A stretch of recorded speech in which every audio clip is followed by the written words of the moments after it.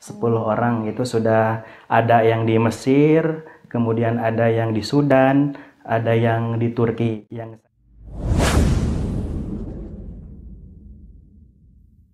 Assalamualaikum warahmatullahi wabarakatuh. Pak Haluk, apa kabar pemirsa channel Bina Ulumah Kuningan? Mudah-mudahan kita semua selalu dalam keadaan sehat walafiat dan selalu dalam lindungan Allah Subhanahu wa taala. Amin ya rabbal alamin. Bersama saya lagi Ali Lukman dalam program Yuk Kita Ta'aruf, sebuah program untuk mengenal lebih jauh tentang Pondok Pesantren Bina Ulumah Kuningan melalui sosok-sosok yang inspiratif, edukatif, dan inovatif. Mau kenal lebih jauh? Yuk kita ta'aruf.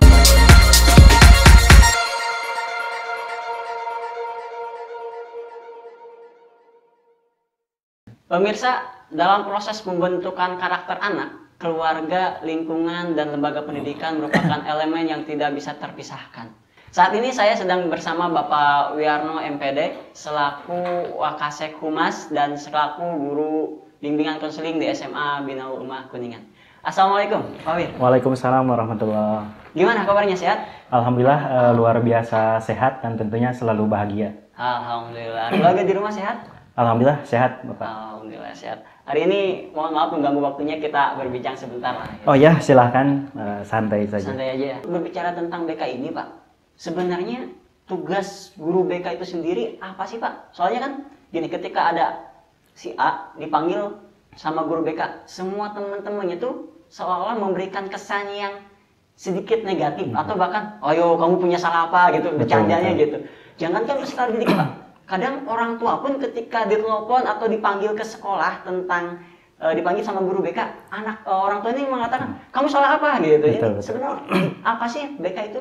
Nah, mungkin ini yang harus kita pahami bersama, bahwasanya selama ini siswa atau peserta didik yang datang ke ruang BK atau ketemu dengan guru BK ini guru peserta didik ini bermasalah. Tetapi yang seharusnya kita pahami bersama bahwa peserta didik ini datang ke guru BK, mereka memiliki inisiatif yang sangat positif. Dalam artian mereka ingin mengembangkan potensi yang dimiliki. Karena setiap pribadi itu memiliki kekhasan masing-masing, memiliki karakteristik yang berbeda-beda. Nah, di sini tugas guru BK adalah mengetahui dan mengembangkan potensi yang dimiliki masing-masing peserta didik. Berarti memang bukan yang bermasalah saja ya, Pak? Ya, betul. Yang berbakat pun bisa masuk BK juga ya? Sangat bisa. Soalnya dulu pengalaman kalau katanya guru BK itu serem, kemudian ketika orang dipanggil sama guru BK itu, wah kamu punya salah apa nih, ya, gitu. Berarti ternyata orang-orang yang berbakat pun dipanggil, kemudian ditanya bakat ke depan dan sebagainya. Iya, betul. Berbicara tentang BK nih, Pak. Bedanya guru BK dengan guru mata pelajaran biasa itu berarti seperti apa, Pak? Nah, mungkin guru BK sama guru mata pelajaran sangat berbeda jauh. Kenapa? Kita lihat dari sisi orientasinya. Ya, di sini guru mata pelajaran hanya mengampu khusus satu jenis pelajaran. Nah, sedangkan untuk guru BK itu lebih kepada pengembangan potensi atau mengetahui karakteristik peserta didik, dan yang dihadapi pun bukan hanya satu jenis permasalahan, tetapi permasalahan yang begitu banyak yang dimiliki oleh peserta didik, seperti itu. Untuk Pak Wir sendiri, kan Pak Wir selaku guru BK nih, Pak, menangani semua siswa, apa hanya beberapa kelas saja atau seperti apa, Pak? Alhamdulillah di SMA Bina Ulumah sendiri, saya selaku guru BK menghadapi kurang lebih sekitar 300 peserta didik. Ini dibantu oleh wali kelas, Pak. Dengan wali asrama, kita bekerja sama, berkolaborasi, menangani permasalahan-permasalahan yang ada. Seperti di kelas 10, saya berperan atau guru BK ini lebih kepada peminatan atau penjurusan.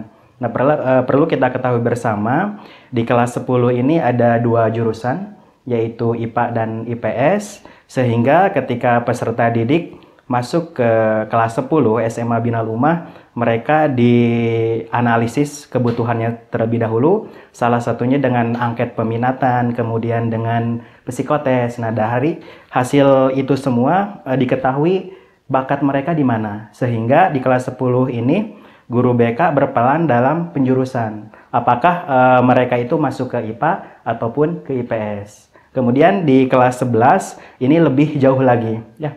kita memberikan informasi-informasi mengenai perguruan tinggi, kemudian dalam mengarahkan peserta didik masuk ke studi klub apa, kemudian ekstrakurikuler apa. Gitu. Berarti untuk setiap jenjangnya guru BK tuh punya peran masing-masing ya Pak? Ya, betul. Di kelas Pak. 10 berarti tentang penjurusan. Di kelas 11-nya tentang study club, kemudian perguruan tinggi mengenalkan mungkin ya Pak? Iya. Nah, ketika kelas 11 sudah mengenalkan perguruan tinggi, berarti peran guru BK di kelas 12 itu apa tuh Pak? Ya.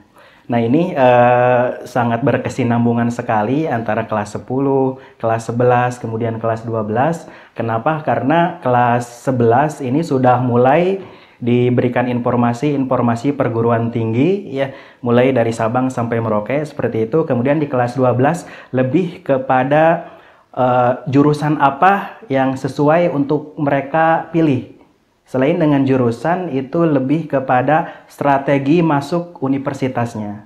Jadi yang pertama di sini kelas 12 disesuaikan bakat mereka itu apa, kemudian minat mereka itu apa. Setelah mendapatkan jurusan, kita carikan universitas apa yang sekiranya mereka bisa masuki dan cocok dengan bakatnya. Berarti memang lebih intensnya untuk masuk ke universitasnya mungkin ya Pak. Nah, untuk masuk ke universitas ini, faktor apa saja yang dipertimbangkan setelah anak lulus ini ya Pak? Oke, yang pertama adalah faktor bakat. Karena bakat ini akan menentukan keprofesional mereka dalam bekerja nanti. Kalau anak memilih jurusan, itu sudah sesuai dengan bakat, insya Allah mereka akan mendapatkan profesi yang benar-benar sudah sesuai dengan bakat, sehingga nanti dalam bekerjanya atau setelah lulus itu mereka bisa menyelam sambil minum air. Jadi mereka itu bekerja sesuai dengan passionnya seperti itu. Berarti memang dipersiapkan dari sedini mungkin. Betul, mungkin, betul. Ya, mungkin. Nah, untuk SMA Bina Umah sendiri nih Pak, ini udah berapa persentase setiap lulus terus melanjutkan ke perguruan tinggi? Oke, ini sangat bagus sekali ya, karena ini pun saya sebagai guru BK ini punya program setiap tahunnya terkait dengan persentase lulusan khususnya di perguruan tinggi negeri, di mana dari tahun ke tahun persentase ini selalu kita targetkan naik ya, mulai dari 15%, 20%, 25%, sampai tahun ini kita punya target 35% dari lulusan kelas 12 itu masuk perguruan tinggi negeri. Untuk yang 35% untuk Betul, tahun sekarang. Tahun sekarang. Nah, untuk berarti memang peran BK benar-benar intens dari awal sampai akhir nih Pak ya. Nah, untuk karena sekarang targetnya adalah 35% untuk masuk ke perguruan tinggi negeri atau favorit mungkin ya Pak ya. Betul. Kalau sekarang nih di SMA Bina Umah ini sendiri itu sudah ada di mana saja nih Pak? Apa hanya di perguruan negeri saja atau bahkan ada yang di swastanya juga atau bahkan ada yang di luar negerinya juga? Oke, berarti ini lebih ke dalam negeri dan luar negeri ya Pak? Iya, mungkin lebih ke ini. Kita mengulas dari dalam negeri dulu, karena kita berasal dari Indonesia, berarti harus cinta Indonesia gitu. Sebelum Indonesia, gitu. Ya betul, sebelum jauh ke sana seperti itu. Nah, untuk di Indonesia sendiri, alhamdulillah karena latar belakang siswa di SMA Bina Umah itu beragam, bukan hanya dari Jawa Barat, melainkan dari Sulawesi, Kalimantan, Sumatera, dan lain sebagainya. Iya, betul. Oleh karena itu, mereka pun lulusannya kembali lagi ke daerahnya masing-masing. Ya, mulai dari Jawa Barat, itu ke Universitas Pajajaran sudah ada, kemudian ke Universitas Pendidikan Indonesia sudah ada, bahkan di Jawa Timur, Universitas Brawijaya, Universitas Negeri Malang, itu sudah ada. Ya. Di Universitas Hasanuddin Makassar itu sudah ada beberapa alumni kita yang ke sana. Gitu. Nah, kemudian untuk di luar negerinya pun kurang lebih kurang lebih sekitar 10 orang ya. 10 orang itu sudah ada yang di Mesir, kemudian ada yang di Sudan, ada yang di Turki. Yang saya ingat itu angkatan keempat ya. Ada namanya Fayat Paris, itu kalau tidak salah santri asal Jakarta, itu sekarang sudah kuliah di Mesir. Kemudian orang Kuningan juga, alhamdulillah 3 tahun ke belakang itu atas nama Muhammad Faris Al-Farizi, ya, itu sekarang kuliah di Mesir. Tentunya itu butuh persiapan yang maksimal karena untuk melanjutkan ke luar negeri ataupun ke PTN yang rankingnya bagus di Indonesia itu tidak mudah begitu saja. Perlu persiapan yang maksimal. Berarti memang untuk ke perguruan tinggi negeri ataupun ke luar negeri juga sudah banyak juga ya Pak? Alhamdulillah. Alhamdulillah, tadi dengar 10 orang yang Ya, di luar negeri. Iya, kurang lebih 10 orang. Kurang lebih 10 orang, Alhamdulillah, barakallah, barakallah. Nah ini berbicara tentang perguruan tinggi nih Pak. Tadi apalagi tadi ada yang ke Mesir, ada yang ke Sudan, ada yang di Turki. Pajajaran, di Turki dan sebagainya, yang di luar negeri maupun yang di dalam negeri. Nah ini yang jadi pertanyaannya tuh jalur apa saja nih Pak yang bisa diambil buat bisa daftar di sana? Oke, kita rinci dulu. Yang pertama dari perguruan tinggi negeri yang ada di Indonesia itu kurang lebih secara umum ada 3 jalur. Yang pertama ada SNMPTN, di mana SNMPTN ini adalah seleksi nasional masuk perguruan tinggi negeri. Jadi di sini kita fasilitasi peserta didik atau siswa kelas 12 ini didaftarkan oleh pihak sekolah. Dan ini tidak semua siswa bisa mendaftar, hanya 40% siswa terbaik yang bisa didaftarkan oleh pihak sekolah, seperti itu. Kemudian yang kedua itu adalah jalur SBMPTN. Di sini seleksi bersama masuk perguruan tinggi negeri. Nah, di sini nanti peserta didik kelas 12 mereka masing-masing mendaftar di universitas terdekat, ya, seperti itu. Kemudian yang terakhir adalah ujian mandiri. Nah, mungkin ujian mandiri ini yang sering diketahui bersama bahwasanya ujian ini adalah yang dilakukan oleh universitas masing-masing. Nah, kemudian untuk di luar negeri sendiri, ini biasanya peserta didik yang ingin melanjutkan ke sana, kalaupun sudah maksimal persiapannya, ini mereka bisa langsung mendaftar ke sana dengan difasilitasi oleh sekolah. Kemudian apabila mereka merasa belum siap, nah ini biasanya ada persiapan khusus, baik 1 tahun ataupun 2 tahun di lembaga bahasa, kemudian di lembaga Al-Quran ataupun yang lainnya untuk mempersiapkan mereka ke sana. Berarti untuk sekolah pun upaya yang dilakukan adalah menyiapkan semua tes mungkin ya Pak ya. Jadi kayak semacam ada les atau apa gitu Pak di SMA. Alhamdulillah kita persiapkan semacam study club seperti itu, di mana di sini mulai tahun ajaran baru ini ada kelas bahasa Arab. Jadi ini tambahan dari mata pelajaran guna mempersiapkan mereka ke luar negeri. Perlu diketahui bersama, bukan hanya di luar negeri, tapi di sekolah luar negeri yang berada di Indonesia seperti LIPIA, Pak. Jadi ini pun sama, harus mempersiapkan semaksimal mungkin. Karena apabila ada santri kita yang lolos di LIPIA, itu kan nanti LIPIA itu gelarnya LC ya, seperti itu. Mereka sekolahnya pun gratis, bahkan dibayar oleh pemerintah seperti itu. Karena guru-gurunya atau dosen-dosennya itu langsung dari Timur Tengah. Seperti itu. Memang banyak hal yang bisa diupayakan dari SMA itu sendiri ya Pak ya? Iya. Berarti benar, Masya Allah, ini barakallah. Ini saya kagum juga tadi, masih kagum dengan bahwa ada murid kita, ada santri kita mungkin yang di luar negeri, dan mungkin ada juga yang di universitas yang negeri, kemudian juga yang sudah bonafit dan sebagainya. Ini Masya Allah, berarti kan peran guru BK dan guru-guru yang lainnya benar-benar maksimal dalam pembelajarannya, Masya Allah, tabarakallah. Nah ini Pak, di Pondok Pesantren Minal Ummah ini kan pondoknya mempunyai program tahfidz nih Pak. Betul. Nah kemarin juga di episode sebelumnya itu saya mewawancari salah seorang santri yang beliau hafal 30 juz ini. Alhamdulillah. Nah ini santri kita yang sudah hafid atau hafidah ini, apakah ada peluang mendapat beasiswa atau gimana bagi mereka Pak?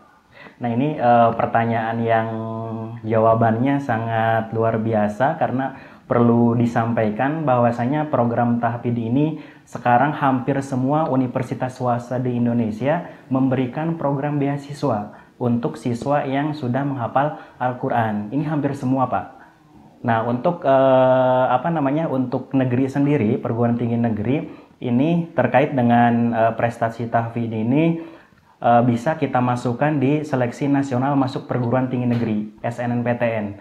Nah, kelebihan ini nanti dalam proses pendaftarannya sertifikat tahfidz tersebut bisa kita masukkan ke dalam sistem sebagai nilai tambahan. Seperti itu. Dan alhamdulillah sudah banyak juga siswa-siswa kita yang masuk ke perguruan tinggi swasta di Indonesia dengan beasiswa tahfidz Al-Qur'an. Seperti itu. Untuk para santri semuanya, mangga ditunggu hafalannya. Biar apa? Biar Allah mudahkan untuk masuk universitasnya. Gitu. Nah ini berbicara lagi tentang guru BK nih Pak. Nah tadi kan guru BK dengan santri, dengan para siswa. Nah sekarang komunikasi seperti apa yang dijalin antara guru BK dengan orang tua itu sendiri Pak? Oke, ini sangat dilematis sekali ya, permasalahan dengan orang tua itu sering kita temui. Dalam artian jurusan yang diharapkan oleh orang tua itu berbeda dengan jurusan yang diinginkan oleh santri. Nah, di sini apabila orang tua menekan ya jurusan yang tidak sesuai dengan bakat santri atau peserta didik, ini biasanya menjadi salah satu permasalahan yang dihadapi oleh guru BK. Nah, di sini tugas guru BK tentunya menjalin komunikasi yang intens dengan orang tua agar orang tua paham. Jadi apa yang mereka inginkan dengan apa yang anak inginkan itu bisa selaras, mencapai tujuan yang sama gitu.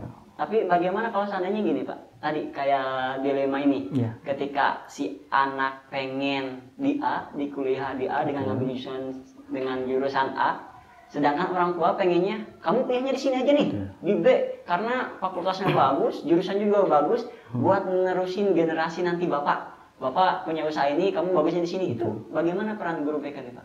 Yang pertama terkait dengan solusi yang dihadapi permasalahan ini adalah komunikasi dengan orang tua. Jadi di sini lebih sering kita mengundang orang tua.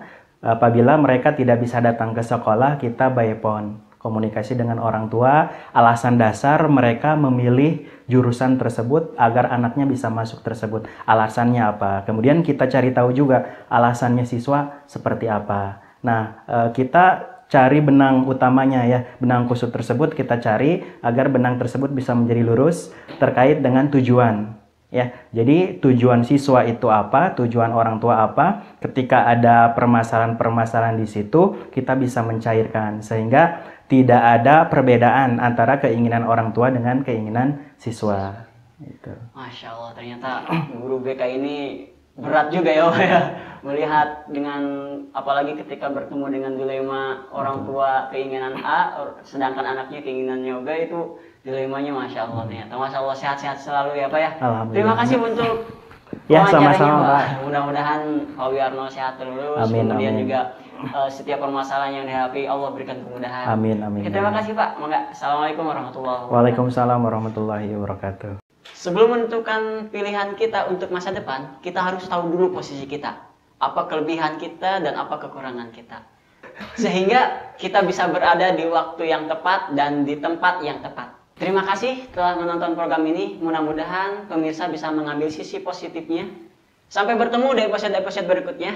Mau kenal lebih jauh? Yuk kita taruh. Saya Lukman pamit. Wassalamualaikum warahmatullahi wabarakatuh.